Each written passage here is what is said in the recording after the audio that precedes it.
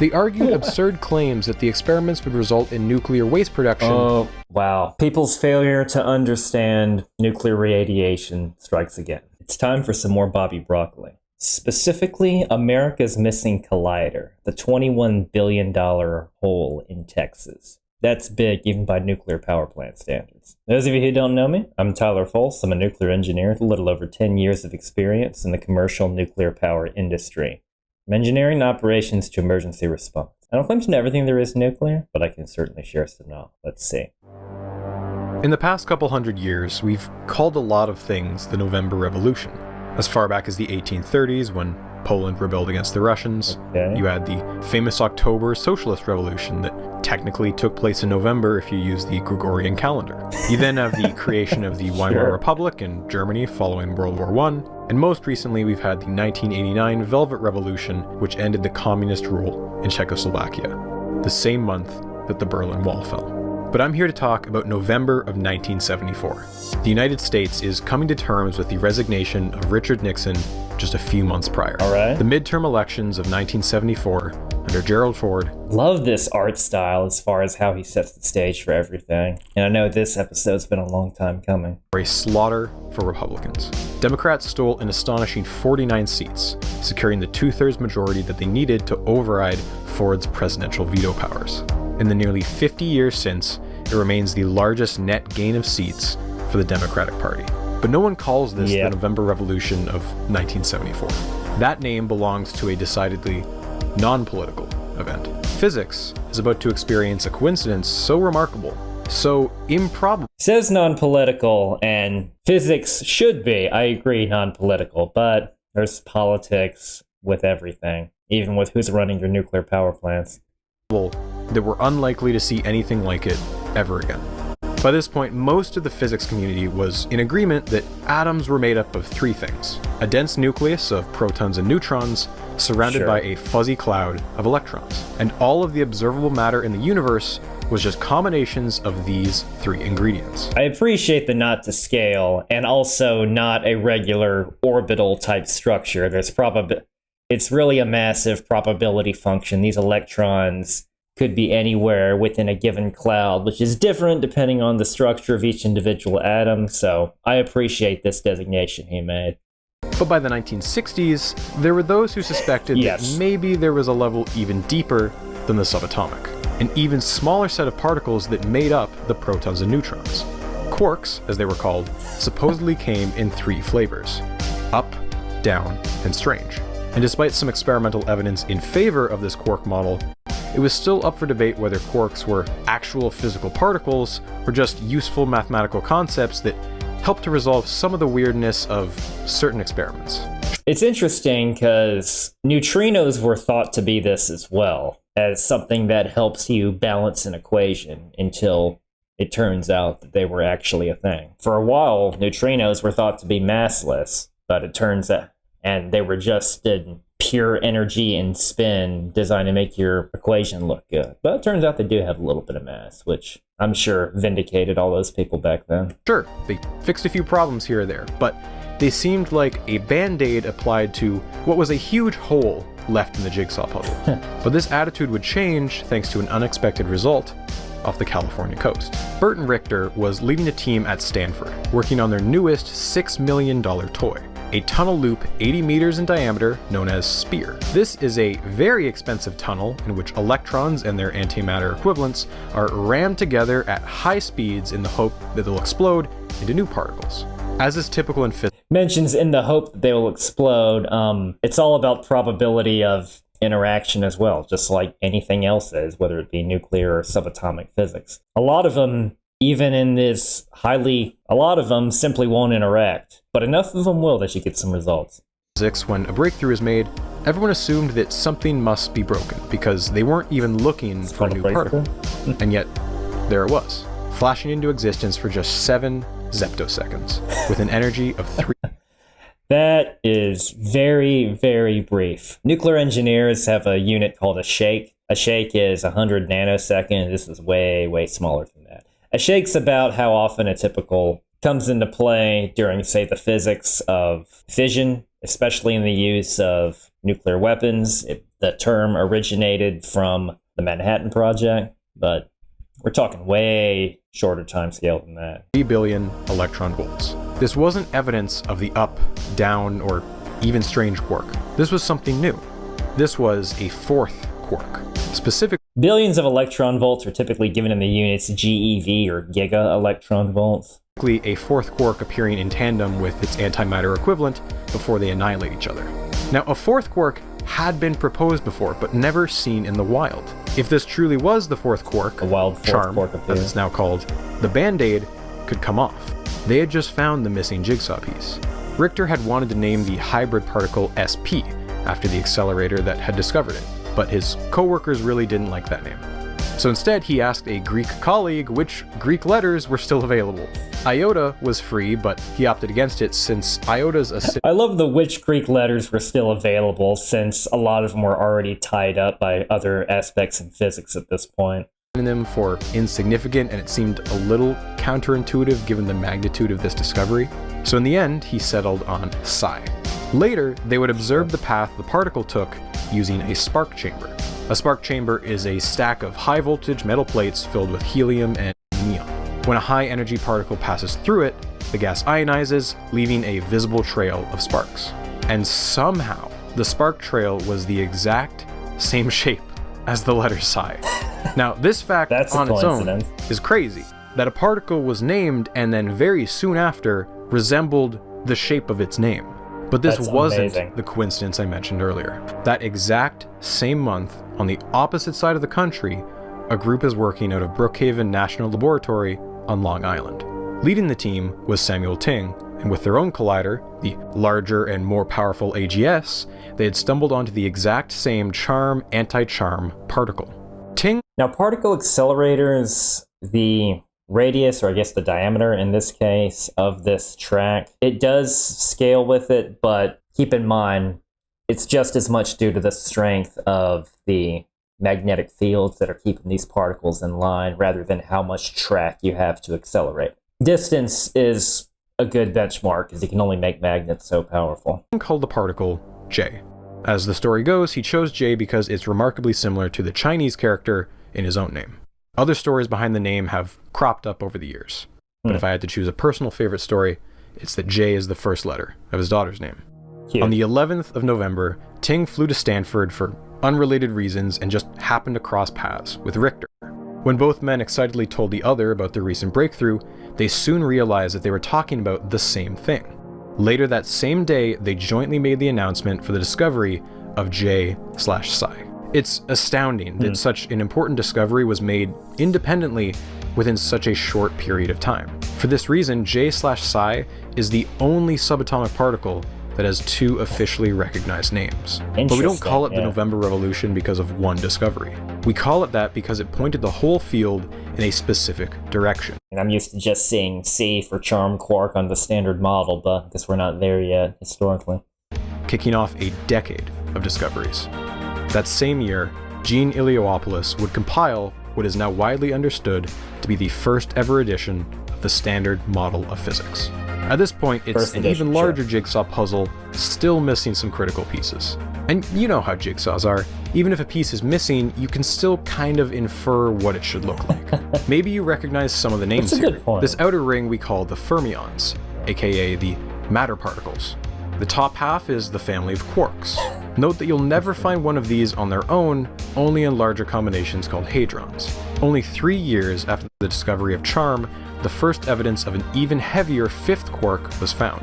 This new one was named the bottom quark. What this suggested was that there is a sixth partner quark also out there, waiting to be found, and thus the search for the massive but elusive top quark. But you haven't found it yet. It's kind of, this is actually a better analogy than the balancing equation, just a different way of saying the same thing. You can infer stuff based on where the energy is or where the mass is. Had begun. Gotta tell ya, this is one hell of a naming convention. On the other side here, we have the leptons. Unlike quarks, you can actually find these alone in the wild. Like electrons. They consist of the electron, who you may recognize from their greatest hit, electricity. Less well known are its big sibling, the muon, and the even more recently discovered, even bigger sibling, tau. Each of these three have their own corresponding pets, the neutrinos, One of them is still just implied, but we're pretty sure it's out there. There we go. It says barely any mass, and for a while they were thought to not have mass at all. Moving on inward, we have another class of particles, the bosons. If fermions make up matter because they're firm, then the bosons make up the four fundamental forces. I don't have a mnemonic for this one. The photon you've probably heard of. It's responsible for all light and EM waves. It's also the same shape for gammas, and hence, because gammas are just photons at a very high energy. You can thank Einstein for that one. At the tail end of the 1970s, the gluon had popped up in experiments. It's responsible for gluing together quarks to make protons and neutrons. The other two here are still missing in action. You have the W and Z bosons, which supposedly control nuclear radiation and decay. So in nuclear engineering, you're mainly dealing with the outcome of W bosons, that is to say, the electrically charged ones that result in beta decay. Z's are a bit weirder. They can be involved in neutrino emissions. The weird thing is there's no charge involved, so they're not involved in beta decay. They have ridiculous short lifespan, talking 10 to the minus 25th seconds, and I usually see them as the messengers of interactions that create conditions like beta decay. The W is thought to be responsible for the electroweak force, a combination of electromagnetic force and the weak nuclear force that results in radioactive decay. So, messenger infrastructure of nuclear reactions is the way I see it. Their existence was so certain, though, that theoretical work suggesting them had already won a Nobel Prize. And that's about all there is. That's the standard model of physics. As it was back then. There's a few things, as far as it is. Oh, does the Higgs boson go in the middle? Well, okay, no, not technically. There were those who proposed another boson, one that would tie all the other particles together in a field. And this field would supposedly explain the origin of mass. At this point in time, it wasn't so widely accepted, and thus its time in the spotlight will come much later on. So, as the 1970s gave way to the 1980s... Oh yeah, 1970s, yeah, you're about 40 years out. This was the state of the Standard Model and most of particle physics. But something was becoming clear. To make further progress and find those missing pieces, the technology needed to catch up first. The heavier the particle, the higher the energy needed to produce it. They needed bigger accelerators. Bigger length and more powerful magnets. And thus 14 years after their first joint announcement, Bert and Richter... But looking back, it was really impressive what they were able to discover and infer with the technology of the 1970s. And Samuel Ting will be reunited. Not for the first time. They had, after all, jointly accepted a Nobel Prize some years back. And yet, despite the prestige of the Nobel ceremony, this occasion was no less monumental. A few feet away from them, the announcement is being made for what will be the largest scientific undertaking in United States history. It would be the particle physics equivalent of landing on the moon. Their mission was to find the holy grail of particle physics. And Ronald Reagan was all in. Presumably outer space used to be called the final frontier. But today we've begun to tap another frontier, inner space, whose infinitesimal constellations hold out infinite possibilities. I know that some people may question the practical applications of the superconducting supercollider, but the truth is, the practical applications of this knowledge are already changing the way we live. In the face of ever-increasing global competition, the United States must maintain the leading edge in science and technology, and building the world's largest particle accelerator is a visible symbol of our nation's determination to stay out front. I mean, in a way, it's kind of like the story behind putting someone on the moon, because it didn't really have, on the surface, anything practical, but all the supporting technologies you need to get someone there, yeah. But it's all about how you sell it, right? Within 5 years, the project will have completely collapsed. And with it, American leadership... Well, that's what you're supposed to do, collapse particles in a... Oh, I see what you mean. Never mind. Sorry, that was a horrible joke. In the realm of particle physics. Bert and Richter would go on to call the project one of high-energy physics' greatest failures. I'm warning you now. This story has a lot of things. What it doesn't have is a happy ending.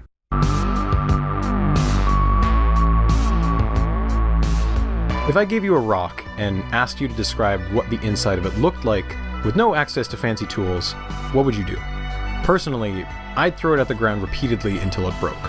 At some point, humans realize that the best way to find out what something is made of is to smash it open. And if it's a rock or an apple, our hands can get the job done. But if we wanted to break apart something small, like a proton, for instance, we're going to need some specialized gear. Yep. Also not to scale. There's an old joke with some of the older nuclear engineers that they split atoms using really small hammers. Particle accelerators. A particle accelerator, or more specifically a collider, consists of three main components. 1. A tunnel system, generally a circular loop that is held at vacuum and at temperatures close to absolute zero. This is what the particles will be traveling through. 2. A set of ultra-strong magnets. These serve two purposes. The superconducting is also for the magnets just as much as it is for the particle. Most of the ring is surrounded by equally spaced magnets, and their job is to steer the charged particles around the ring. Additionally, you have a specific region where the magnets are used to speed up the particles once per loop, like a booster in Mario Kart. Yes. After thousands of loops per second, the particle has approached the speed of light. And finally, 3. The collision zone. This region usually contains an advanced detector that gathers hundreds of gigabytes of data per second. Think blood splatter analysis, only real. And that's the big thing, is you need detections to show that it happened. And in most cases, when you're swinging these, it's not going to happen. But it will happen a few times. They can also be linear, but for this study, you're better off with it being circular. Modern accelerators are typically built in several stages, with linear injecting segments, multiple booster sections, etc., like the incremental stages of a rocket. But by and large, accelerators are just big guns we build underground, and then we shoot really, really tiny bullets, and then we hope that the bullets ram into each other and explode. Why? Because collisions release a ton of energy, and energy is related to mass through Einstein's iconic equation, E equals mc squared. So, if you want to generate heavier quarks, we need larger energies and larger machines. And for the past 2 decades, one nation has been the undisputed world champion when it comes to building accelerators. Throughout the 60s and 70s, 5 quarks and 2 leptons were discovered in the United States, the fruits of the November Revolution. At the turn of the 1980s, the US was operating 4 major accelerator labs. You had SLAC over in California, where we met our buddy Richter, and you had Brookhaven in New York with our buddy Ting. You also had Cornell, a little ways away in Ithaca. But the newest and shiniest was the crown jewel of America's particle accelerators, the Tevatron, located at Fermilab in the outskirts of the windy city of Chicago.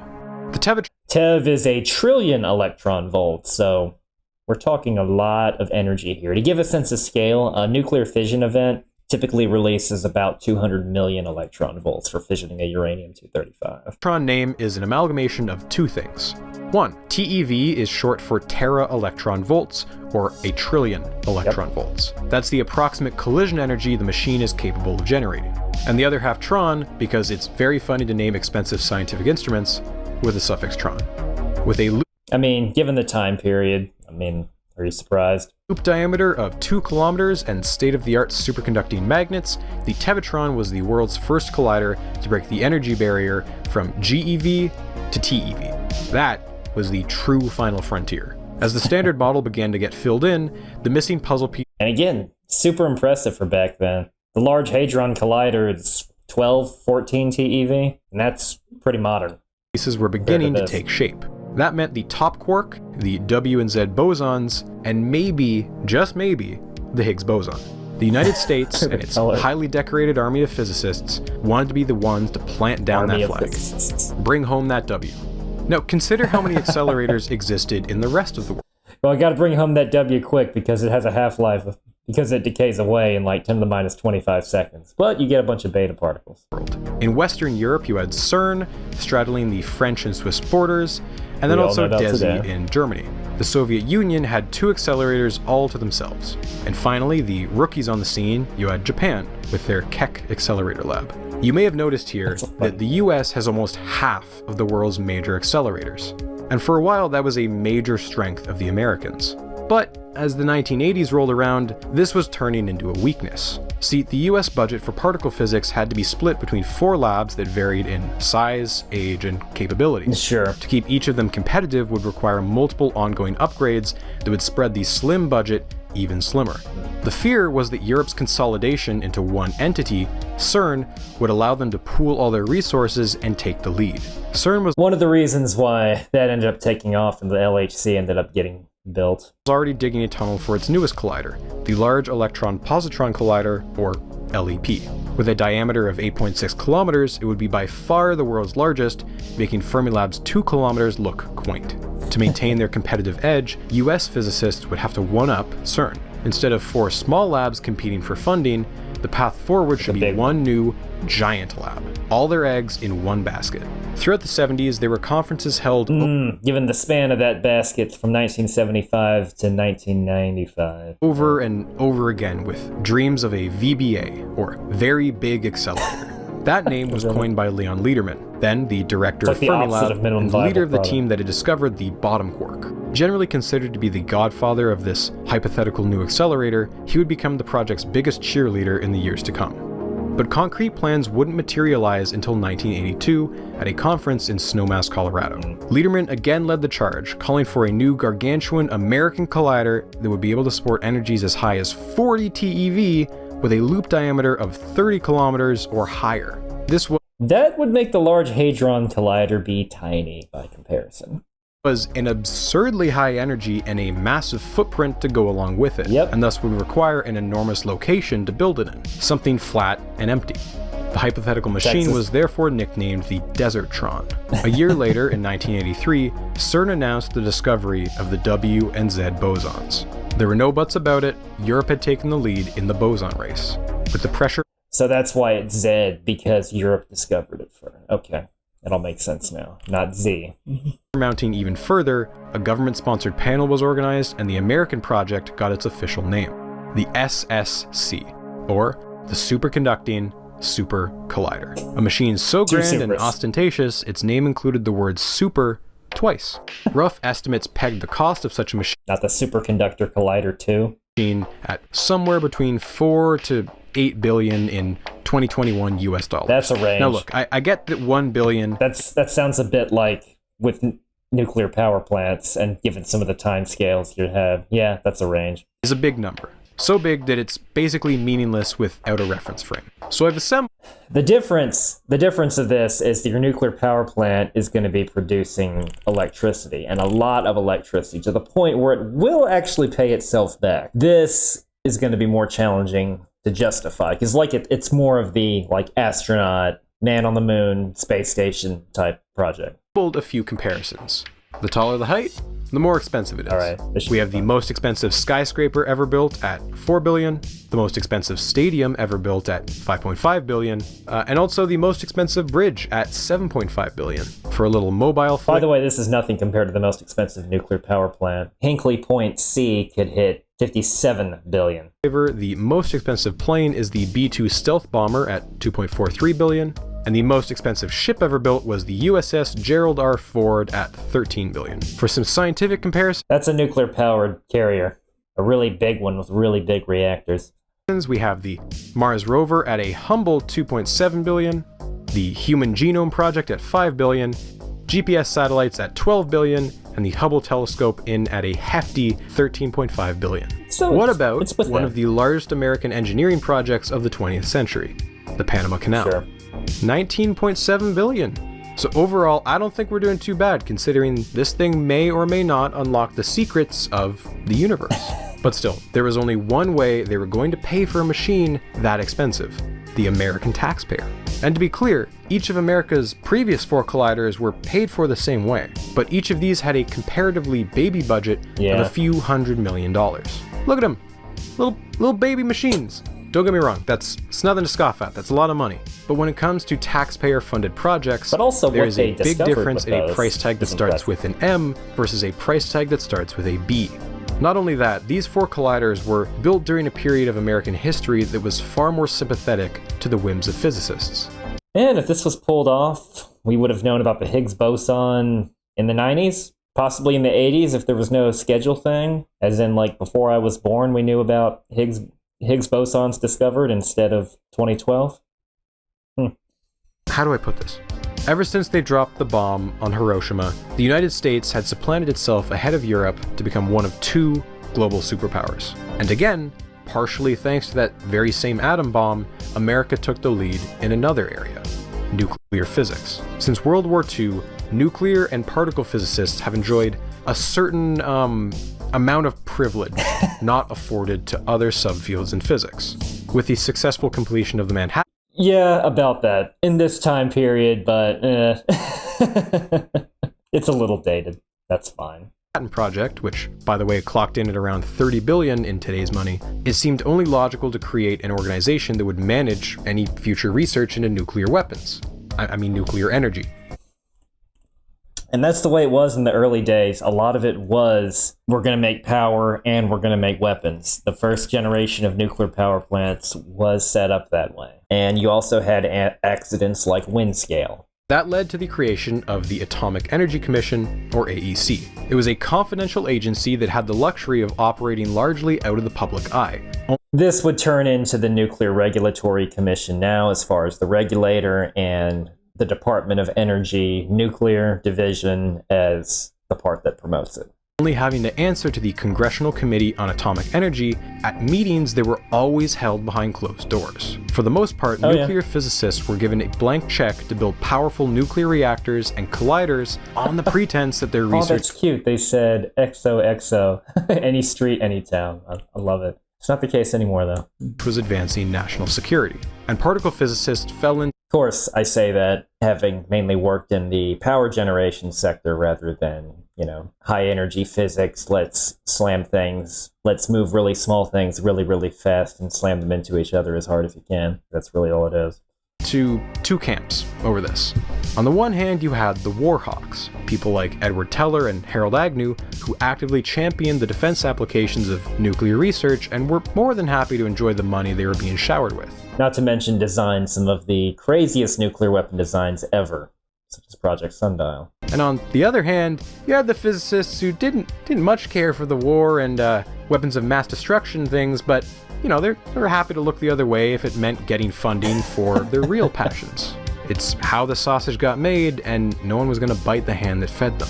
But this age of scientific free reign was about to change. The anti-war and anti-nuclear movement of the 60s led to harsh criticism of the AEC. It neglected radiation protections, reactor safety, and had a laissez-faire attitude when it came to environmental pollution. Yeah, it's the dark side of the early days of nuclear power, where just didn't look into much of long-term sustainability, waste solutions, and you have places like the Hanford site, which is still contaminated, and radiation protection wasn't what it is today. Congress is so fed up with the lack of oversight that they voted to abolish the AEC in 1974. The 1970s as a whole were... That's when the Nuclear Regulatory Commission started. A time of dramatic upheaval for America. It had been rocked by the Watergate scandal, and America's dominance in the automobile and electronics industries was waning, with Europe and Japan taking over. This, combined with unrest in the Middle East, had led to a global oil crisis, rampant inflation, and a massive recession. In response to this, President Jimmy Carter created a new department in 1977, the Department of Energy, or for short, the DOE. The DOE was organized to manage and fund research into a variety of programs, such as... What's interesting is Jimmy Carter was also in the nuclear navy, and he actually went to the same school that I did, Georgia Tech. Solar power, renewables, and synthetic fuels. Additionally, all nuclear responsibilities, peaceful or otherwise, were absorbed into the newly created department. No longer would their funding be automatically rubber-stamped. The DOE would be subject to the whims of Congress and the Public Subcommittee on Energy and Water Projects. The age of nuclear physicists always getting what they wanted was over.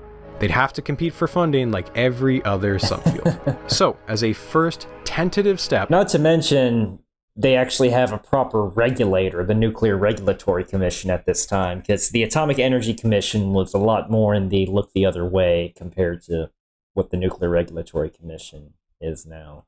The DOE, a nuclear physicist serving as Reagan's first science advisor. Cool. Eventually, he was joined by Alvin Trivelpiece, the director of energy research at the DOE. He did a lot of the legwork to eventually get the support of John Harrington, Secretary of Energy. and Harrington was finally high enough up the bureaucratic food chain to arrange that fateful cabinet meeting where Trivelpiece gave the pitch that ultimately swayed Reagan.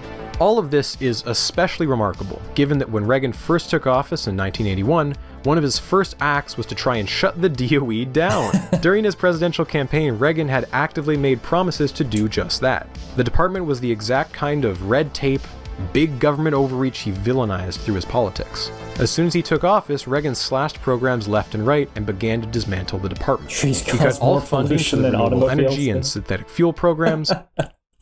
Actual things. I mean, I guess if you cut them all down.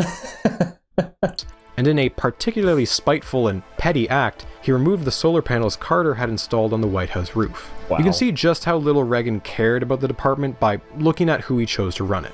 Throughout Reagan's 8 years in office, he would appoint 3 secretaries of energy, each of whom was uniquely unqualified.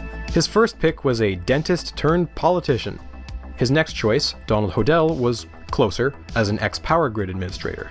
And yet, he's oh shoot, I can do that job. Most remembered for his proposed solution to the hole in the ozone layer, which was not to try and fix it, but rather suggesting that everyone just wear hats and sunscreen. His final secretary was John Harrington. I mean, wearing sunscreen is a good thing. No, talk about sunscreen as a way to protect you from radiation poisoning, from radiation burn. Because that's really what sunburn is. It's UV radiation, which granted is just to the left of the ionizing end of the spectrum. But I wonder if you told people it was radiation burns, if people would actually put on their sunscreen. California real estate developer. Perfect. Now, hindsight has painted Reagan as anti-science, but I think this is a misconception. Reagan could be pro-science. After some small cuts in his first year in office, there was an immediate reversal. Funding for federal research and development grew by a whopping 50%. But of course, this came with a big, fat asterisk. Reagan was funding a very specific kind of science. As you might be aware, the Department of Energy is still around today. Reagan never went through with completely gutting it. And it's likely because once he took office, he realized the department's true purpose. The DOE handles the country's nukes. So of course, under Reagan, while almost everything in the DOE was cut, the nuclear energy and nuclear weapons programs received massive increases. But let's visualize all for nuclear energy, the weapons, and not so much. This another way. See those mountains back there? Well, they aren't actually mountains. They're the annual United States military budget.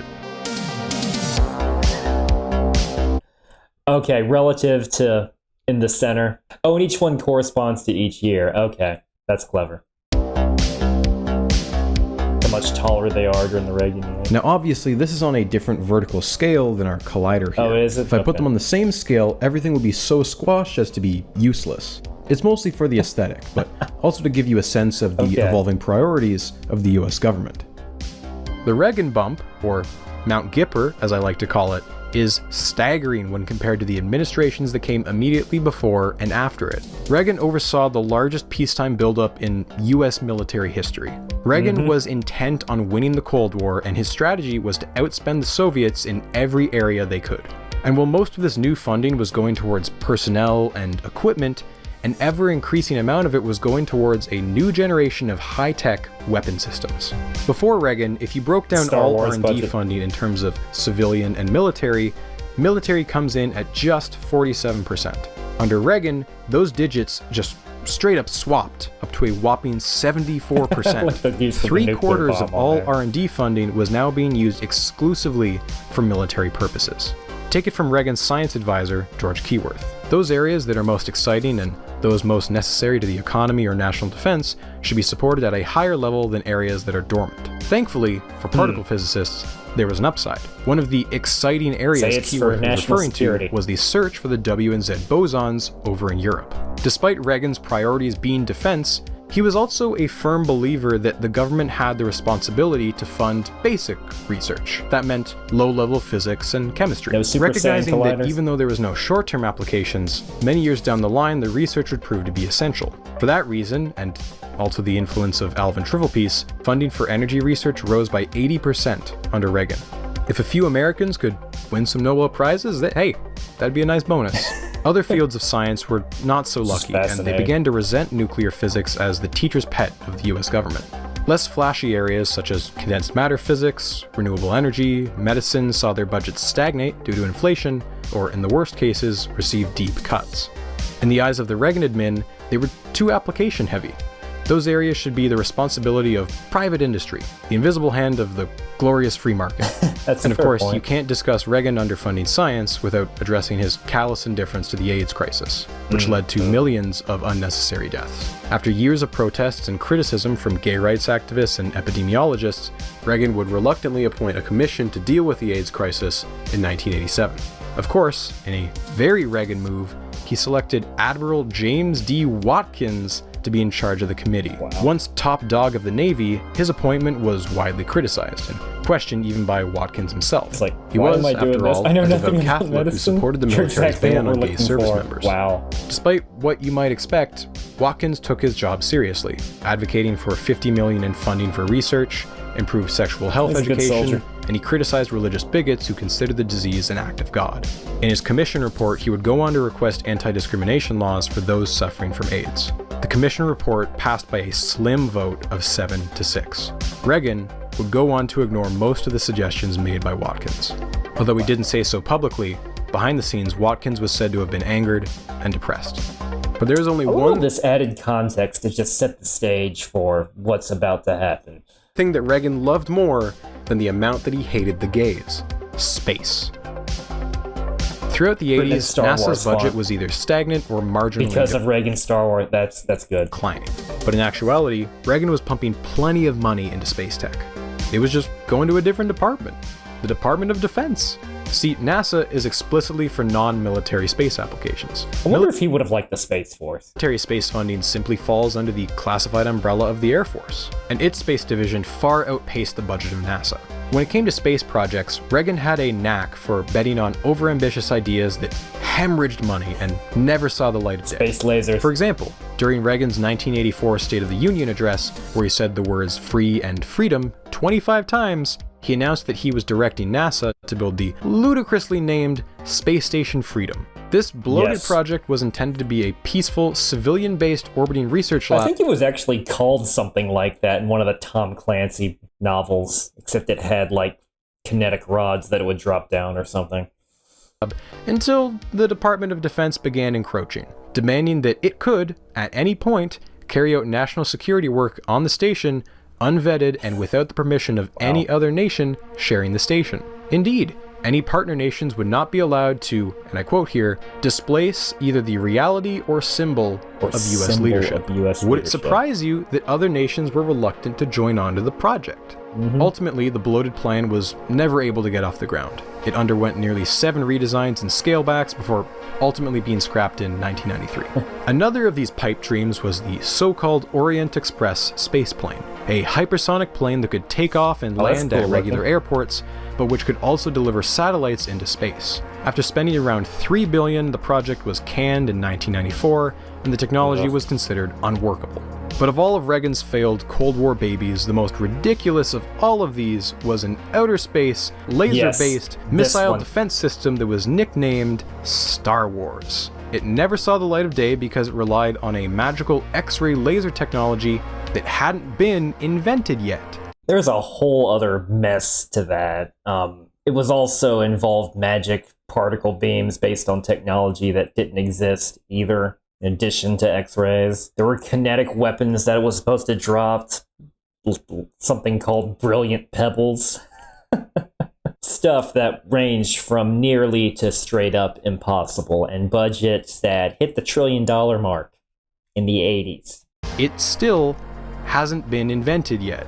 The missile defense system was pure science fiction, but Reagan was so enamored Instead, the focus went to more terrestrial-based solutions. with the idea that his obsession killed the 1986 nuclear disarmament talks with Gorbachev. Ronnie loved his sci-fi space lasers so much that he walked away from what could have been the effective end of the Cold War. Throughout its life cycle, Star Wars wasted nearly $60 billion over 10 years before being scrapped completely. Star Wars? But to hear it from Reagan's top generals, Yeah, even though the Star Wars film franchise didn't make that much money.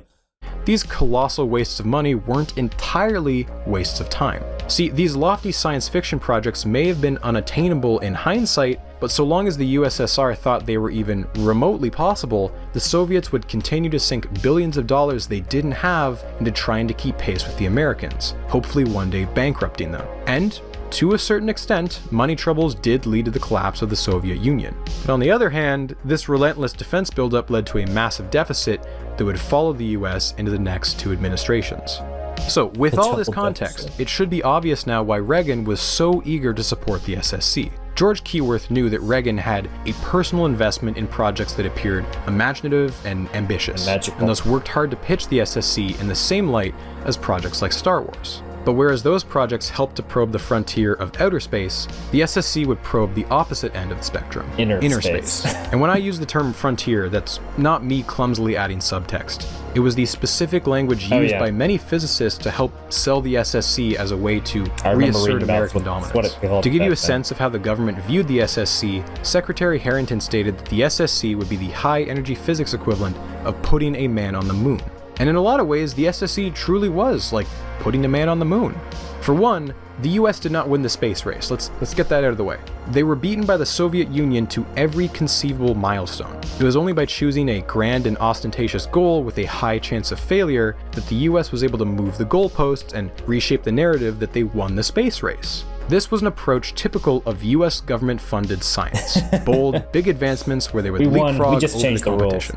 And whereas they competed with the Soviet Union when it came to space, their rival in the realm of particle physics was Western Europe. American projects aimed for the stars, designing riskier, bigger machines that were miles ahead of the slower, less ambitious, and meticulously engineered European counterparts.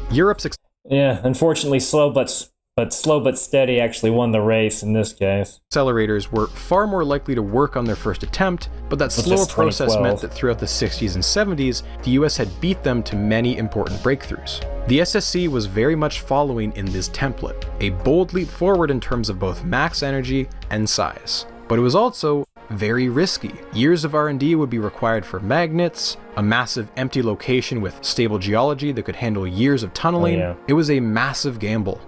Back then, they were just at the edge of feasibility, especially. The cryogenic requirements were ridiculous. Even the civil engineering challenge is doable, but just ridiculously expensive. And it was the kind of gamble that Reagan loved to make. In 1987, in a last-ditch effort, the director of CERN, Herwig Schopper, testified in front of Congress and argued that the US should abandon the SSC and join up with Europe. They were in the early stages of construction on their newest collider, the LEP. He argued that there was significant overlap between the two machines. Even better, they were specifically making the tunnels large enough so that if they wanted to upgrade 10 years down the line, to the Large Hadron Collider easily. But despite this open invitation, or maybe even because of it, the Reagan admin barreled forward. America would regain its dominance in particle physics with or without the Europeans. So with Reagan's endorsement, R&D funding could shift into high gear. Now, there were concerns within the academic community that marketing the machine as a symbol of American supremacy could deter other countries from participating in the construction. However, most seemed to understand the reality that this was the price they had to pay to get Reagan on board. This will absolutely not come back to haunt the project in any way, shape, or form. That's the thing. When you're dealing with these projects that are going to take decades to do, you can't just rely on one administration. It's one of the unfortunate aspects of long projects. I mean, we've seen stuff like this with nuclear power plant builds. Administrations change, and then they end up just not getting built. But this one was conceptually flawed from the start. At all.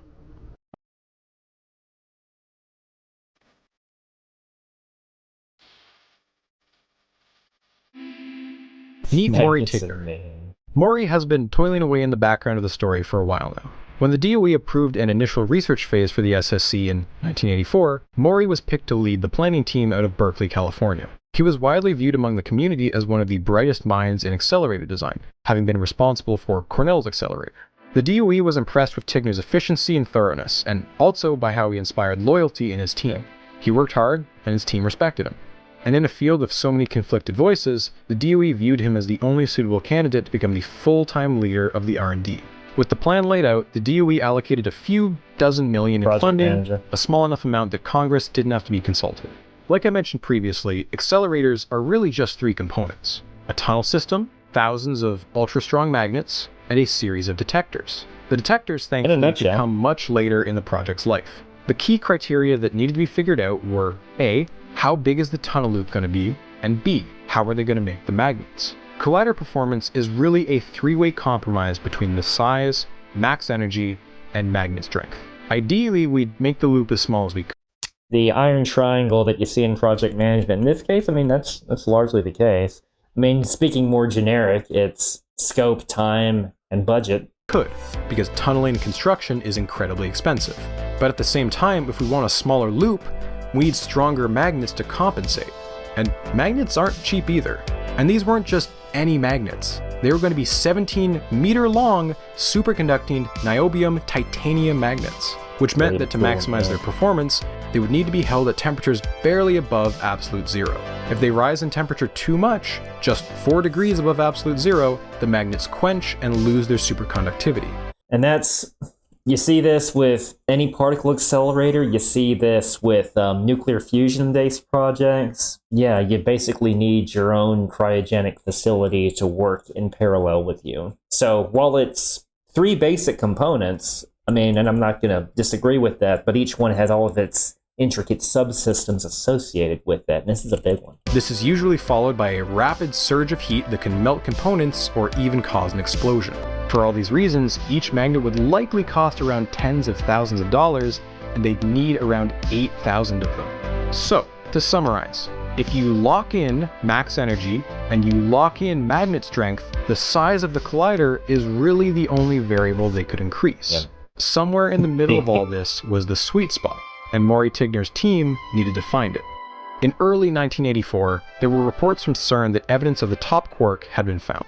This turned out not to be the case, but the false alarm still put pressure on the design team. CERN kept bragging that their eventual upgrade could support energies up to 18 TeV. The SSC needed to go above and beyond to justify its existence. So, for both technical and political reasons, Tigner's group decided on a colossal total energy of 40 TeV. The loop would have a diameter of 30 kilometers, nearly 3 times as big as CERN's.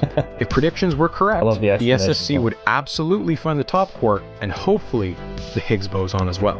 They estimated a 9-year project length, 3 for full R&D, and 6 for construction. The new estimate for the cost... Dude, 6 for construction was something that big. And with R&D, you have so much... yeah, the bars of error are ridiculous when you're still got that much R&D. And that's going to lead... Anyone who knows anything about project management, that's going to lead to scope changes, scope creep, which when you're dealing with something like this, especially if some of the construction is already in progress, then yeah, you're going to overrun that 8.4 billion by a lot. This was updated to 7.5 to 8.3 billion. On the higher end, but certainly not outrageous. After soliciting a number of different magnet proposals that varied in shape, materials, and strength, they settled on a magnet that could operate at 6.6 Teslas, powered by nearly 12,000 amps of current. This magnet won out over a design by a group in Texas who had a 12,000 amps, that's going to add up. It's a lot of heat in there too. So yeah, you got a lot of... So you're going to have a pretty big temperature gradient because these got to be super cold, but 12,000 amps is going to generate a lot of heat. It raises quadratically with current strength. So heat dissipation is going to raise quadratically with current strength. So you double the current. Heat's going to go up by a factor of 4. Cheaper, but weaker magnet. The choice ultimately came down to the size of the collider. They went with Texas's magnet. The loop's diameter would be nearly double in size, making the whole thing prohibitively expensive. But here's where the drama comes in. The Texas group refused to accept this decision, saying that there was no way the R&D team could meet their deadlines with the other designs.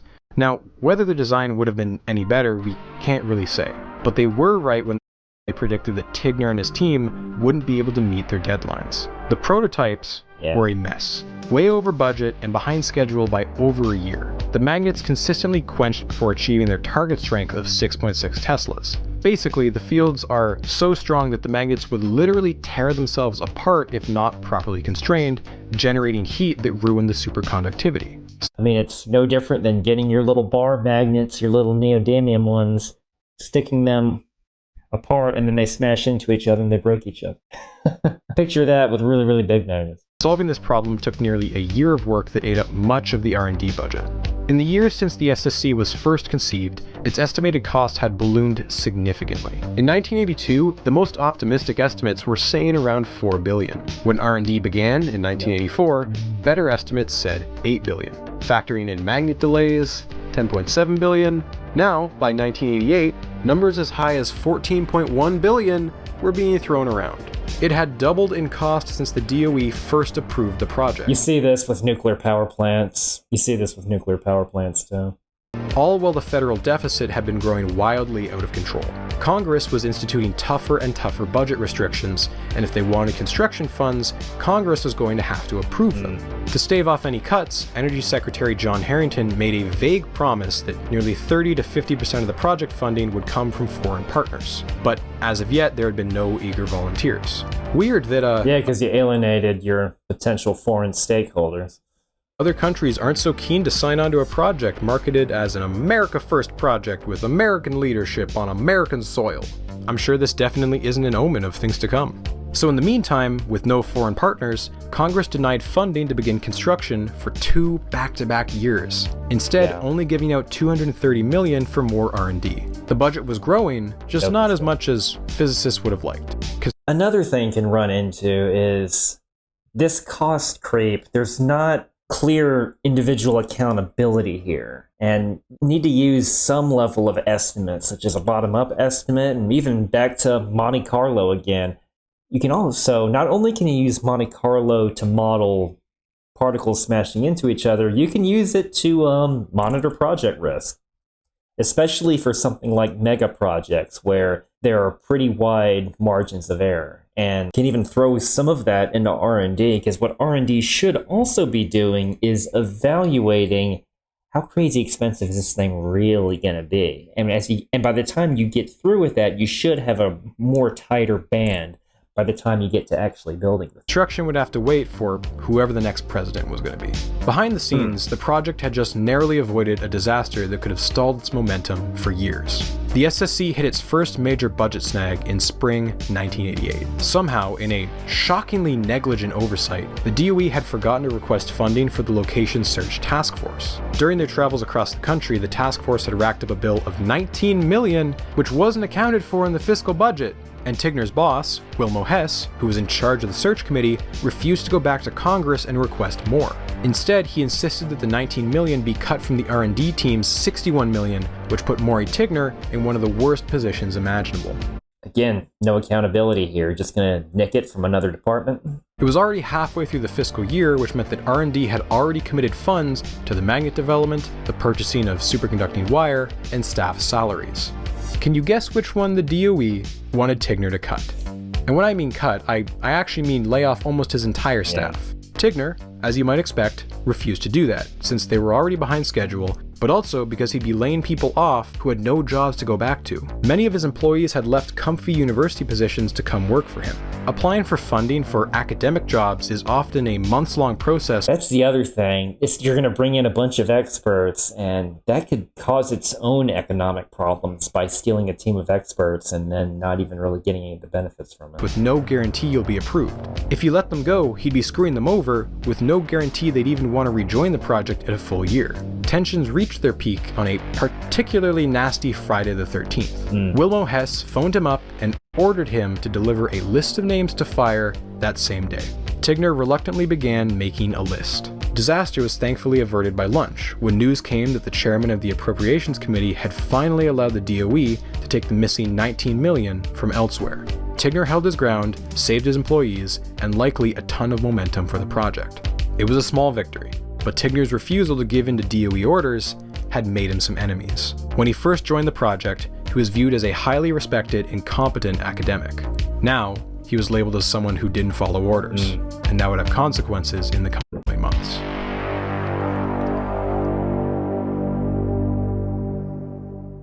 Nothing personnel, like that old meme. Out of the blue, the DOE would receive an unsolicited proposal written by an Edwin Goldwasser, a high-ranking member of the R&D team. He argued in this 14-page proposal that the URA was the logical organization to manage both the construction and eventual operation of the SSC lab. Now, the URA, for context, is the Universities Research Association, a nonprofit that consists of nearly 90 universities, which operates the US's largest physics labs. Among these was Fermilab, which at the time was home to the world's largest accelerator. It seemed only natural that URA should be sole-sourced to manage the new collider. However, there was a question of ethics. Was it acceptable to award such a big contract to the first and only organization to submit a proposal? Or should the DOE wait and have a public bid to avoid accusations of corruption? And in fact, Alvin Trivelpiece actually brought up this proposal in a meeting with high-ranking DOE officials, and supposedly, one of those high-ranking officials, possibly Secretary Harrington himself, had a pen in hand ready to sign the proposal until they asked if the matter had to be resolved right this second.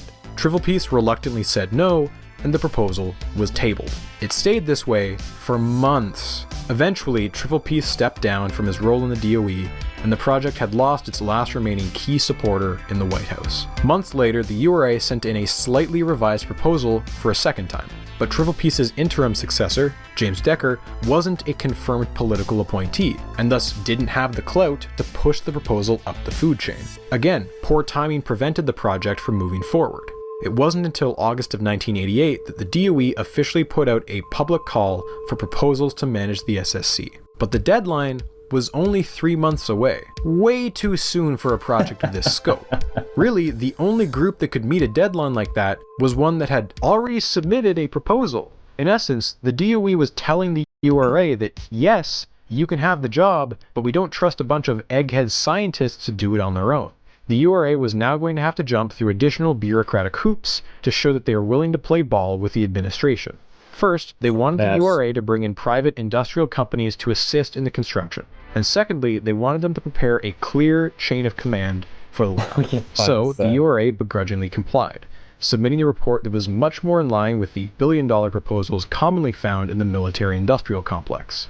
The modified proposal brought on Sverdrup Corp and EG&G Inc. as equal partners. The former would handle the construction of the facilities, and the latter would be responsible for admin, electronics, and scientific instruments. The physicists at URA were unhappy with having to bring on members of the military-industrial complex, but they knew this was the only way to please the Reagan admin. This would prove to be a very delicate relationship further down the line, but for the time being, it would get the ball rolling. Now, as prickly as things were with the contractors, things were about to get a lot more personal with the selection of the SSC's director. This pick would determine the person who would lead the lab through its construction and likely many years afterwards. But there was an ethical dilemma here. The URA was submitting a confidential government proposal, and what that meant is that they couldn't hold a public search for a director, as that would violate governmental regulations, jeopardizing the bid. In essence, they were worried about the science equivalent of insider trading. So the URA opted to conduct the search in secret, severing their connection to the existing R&D team headed by Maury Tigner. Dozens of names were thrown around for the proposed director. Names you might recognize were Burton Richter and Samuel Ting. Maury Tigner was another top candidate, although he was unaware of this at the time. Even Alvin Trivelpiece was considered, and it's speculated that he resigned from his position at the DOE to avoid a conflict of interest. Reportedly, the two runners-up were Leon Lederman, director of Fermilab and the SSC's godfather, and Nicholas Samios, director of Brookhaven. But the winning candidate was Roy Schwitters. Schwitters had worked under Burton Richter and had played a key role in the November Revolution, as well as being a manager on one of Fermilab's major experiments. It had given him prior experience managing hundreds of workers, which was not something that most physicists could claim. That's true. It's a very different skill set, and I've even seen a few times where someone with just a physics or engineering background just doesn't know how to manage big teams or big projects. But looking at this integration with these three different entities here, I mean, so you're going to have a bunch of different subsystems, you know, magnets, beamlines, cavities, the cryogenic systems. All of these are going to be developed simultaneously, but who's going to be handling all this interface, this systems thinking, this integrated operations thinking? There's a potential risk there. That's something that's come up in both the development of the AP1000 reactor and the EPR. While those designs were eventually completed, it's just a different challenging thinking that when you're still in the R&D phase and you want this thing rolled out this quickly, it's It's a challenge. What really locked him in as the pick were his skills as a communicator. He was polished, statesmanlike, and in the eyes of the URA, the exact kind of person who could convince Congress that the SSC deserved funding. Sure. He was the tycoon archetype, someone who could unite small and big science towards a common goal. It's also rumored that it was an editorial that Schwitters wrote in Politics Today that convinced Secretary Harrington to back the SSC. So with a director chosen, URA finally drafted up a chain of command below Schwitters to submit to the government. Directly under Schwitters, you had Maury Tigner, serving as deputy director. Helen Edwards would serve as head of the accelerator division, and Bruce Chrisman as director of laboratory administration. And finally, spared-up executive Robert Robbins, yes, also a real name, he would be the head of conventional construction. Photo not As the available. deadline drew near, the original 14-page proposal had morphed into a monstrous 3-volume, 6-inch thick proposal. As one executive put it, bureaucratically, it was gorgeous. Just in time, the proposal was submitted. And, as many expected, it was the only proposal submitted. The URA had, this entire time, been the only organization with any hope of managing the project. And after a year and a half of bureaucratic hoops, the URA was finally approved to build the SSC. And yet, the day the management contract was signed, Maury Tigner resigned. It was clear he had made up his mind months ago. You know what? Before even a single shovel could him. break ground, a critical member of the management chain had left. It seems there had been a growing animosity between the existing R&D group and the incoming URA management team. There had been a prevalent assumption that Maury Tigner Or he just saw that it wasn't worthwhile. was the obvious choice for director, at least among his loyal R&D group.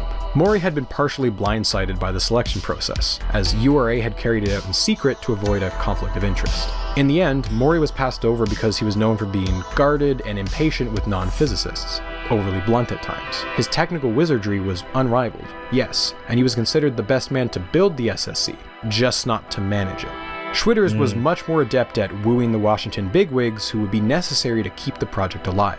As a consolation, that's Maury was important, named managing deputy the director. stakeholders. He and Schwitters would negotiate their respective roles. However, these discussions were unproductive and emotionally fraught, with Maury never satisfied.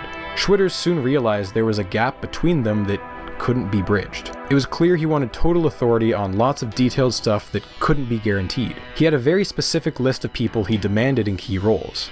So if not the deputy director, then perhaps the project manager, a role many of his peers thought would be ideal for him. It was less front-facing than the deputy job, requiring far less public relations and... Wait, so where's the project manager on this org structure? You have people leading each divisions. I mean, this is a project. I mean, I know you need an oversight governance structure, an independent body where you get your stuff from, but the project manager... Why am I even going there?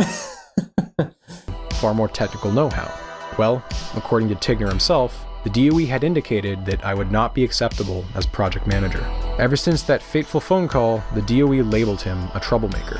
And so there was only one path left for Maury, going back home to Cornell. When Tigner left the project, so did many of the loyal senior staff who worked beneath him. Thus, many of those who had spent 5 years working on the R&D side were simply gone from the project. Those that did stay were much fewer in number and peppered throughout the project in mid-level positions that gave them much less seniority than they previously had. The selection of Schwitters over Tigner, and then Tigner's eventual departure, was the first sign that big physics was changing. Gone were the days of risky, pioneering academics given free rein. Now it was the age of the corporatist, conservative physicist, beholden to bureaucracy and micromanagement. This split in attitude would prove irreparable and would lead to worse clashes down the line. Maury Tigner was the first person on this chart to leave, and he won't be the last. But for now, it was time to get to work. It was time to build a collider. Yeah, not Well, the selection of the URA and Roy Schwitters were both big news. For the country at large, there was a far more interesting contest playing out. Where was the SSC going to be located? In terms of a timeline, there was a strong push to have the site selection finalized at the end of 1988. This would allow Reagan to be able to leave office in January with one last major announcement, a final accomplishment he could claim as his own after 8 years in office. And so the clock was ticking. In April of '87, the site selection contest was announced.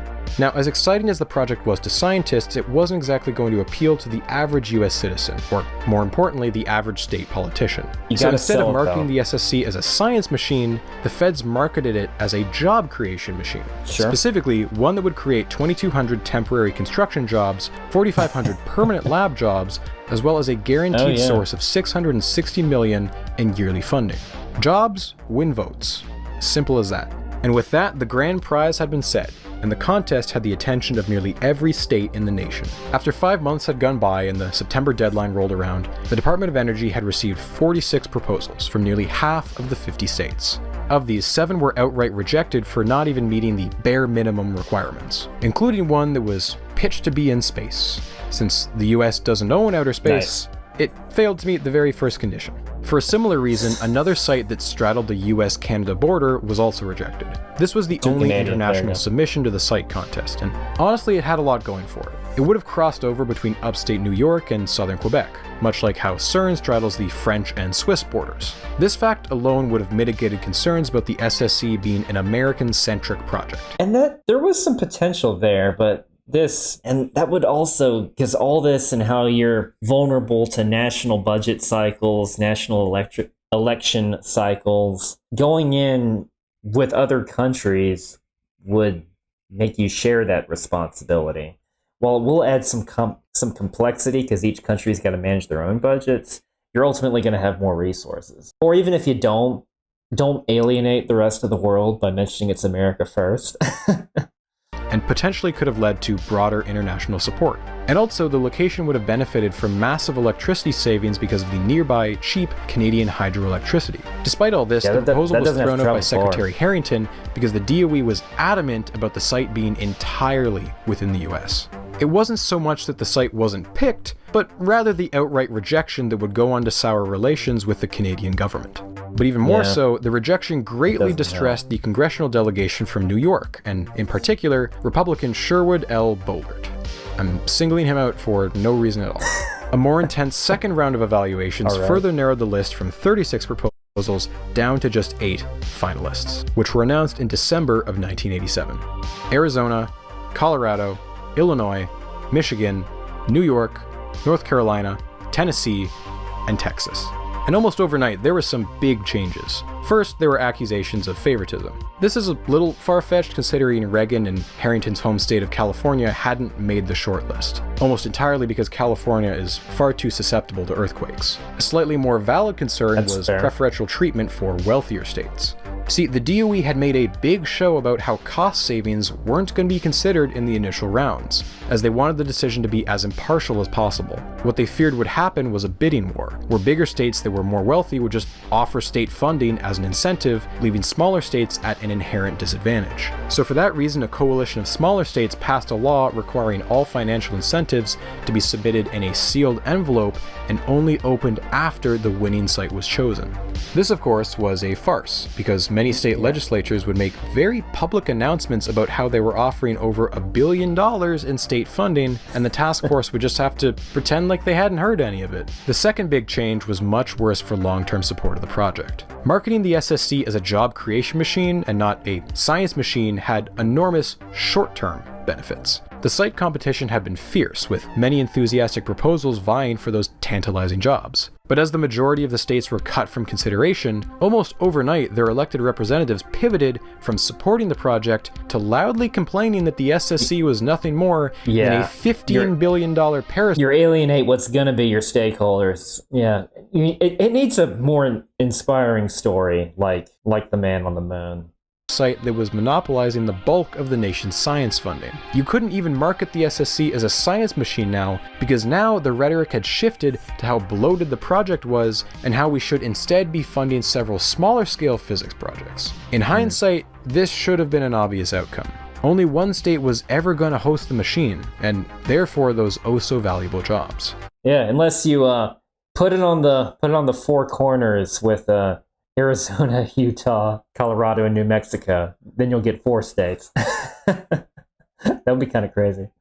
Only a few days after the announcement of the finalists, New York Governor Mario Cuomo withdrew the Rochester, New York site from consideration. Apparently, there had been a strong local opposition to the project due to its relative proximity to a large city center. Now, with the sole exception of Chicago, Illinois, the remaining 7 site Nobody wants these locations in were their all backyard. extremely rural. With Not that there's anything necessarily dangerous that could happen, at least more than any other facility. It's just big and takes up a lot of space. far fewer people who would need to be displaced to build the project.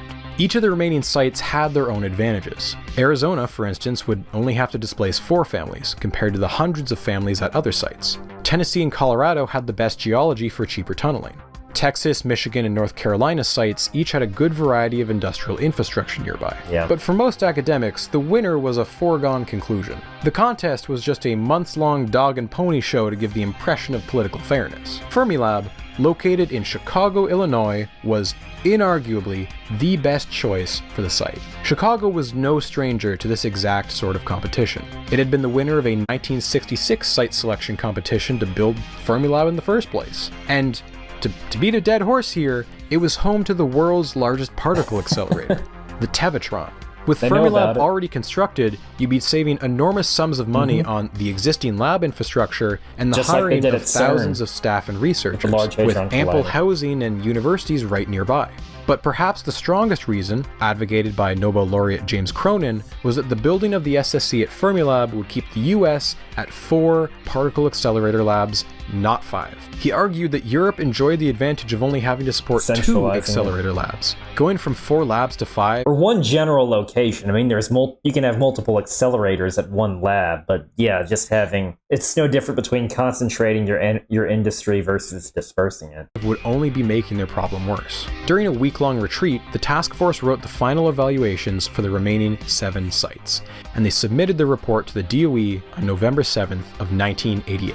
A few days later, Secretary Harrington made the final call. The SSC was going to be built in Texas. What? What do you mean Texas? That was the phrase that reverberated throughout the scientific community. And if tensions weren't high enough, just a few days earlier, in a much less surprising result, George H.W. Bush had defeated Michael Dukakis in a brutal presidential campaign. There was soon going to be a Texan in the Oval Office. Wow. Congress immediately requested an ethics investigation from the U.S. Government Accounting Office, but no wrongdoing was found. The real reason that Fermilab lost out to Texas is far less scandalous, but still just as infuriating. In evaluating the 7 finalists, there were 2 clear contenders: Fermilab and Texas. Each had been judged according to 4 categories. On geology and regional resources, both Fermilab and Texas received outstanding ratings, the highest possible. But on the environmental category, Fermilab only received a good rating, whereas Texas still received outstanding. But it was the 4th and final category where everything fell apart for Fermilab. For setting, Fermilab received a poor rating, the only finalist state to receive a rating that bad. See, out of the remaining 7 finalists, only Fermilab was situated in what could be considered a non-rural area, and there was resistance within the local communities due to concerns about displacement due to construction, noise pollution, and increased traffic. But among these concerns, you had an even louder minority. Catch Illinois was a protest group who often picketed outside Fermilab to oppose the SSC expansion. They argued absurd claims that the experiments would result in nuclear waste production. Oh, wow. People's failure to understand nuclear radiation strikes again. Despite the fact that this is not the kind of research that particle accelerators do. And also, Fermilab had been operating a particle accelerator for nearly 20 years with no... Oh, that's what I was about to say. You'd think they'd be more used to it, because they have particle accelerators there already. ...negative impacts on the community. Multiple of them. It's thought that these fears were driven partly because of the enormous nuclear weapons cleanup that was occurring at the time, as well as the Chernobyl disaster from a couple years earlier. The anti-nuclear movement was at its most influential. But it wasn't just that there was local opposition. It was more so that Catch Illinois had specifically threatened to tie up this project in the courts for 35 years. Worried that the DOE wouldn't be able to acquire the land in time to begin construction, the Fermilab site was considered too volatile and ultimately given the rating of poor.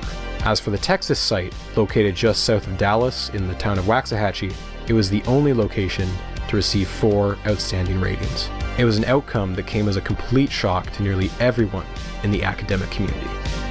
Not quite everyone, though. Richard Lundy, a physicist at Fermilab, made a bet with a colleague in late October. He told them to write down 3 predictions.